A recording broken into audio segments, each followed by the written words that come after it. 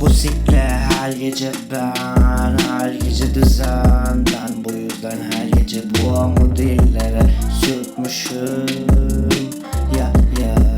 Artık sikmeyeceğim seni pikoş. Emir bütün kabahat benim, ne kadar yalarsan boş, ne kadar ağlasan boş. Seni sikmeyeceğim, bitsin artık bu çile. Çekemem 31'e bile, anneni düşünerek bile olsa artık sikmeyeceğim bütün kabahat benim. Bir oyun oynayalım mı? Pikoşlar açsın götünü, siken her zaman isimsizler, tabi bunu da biliyorsun baby.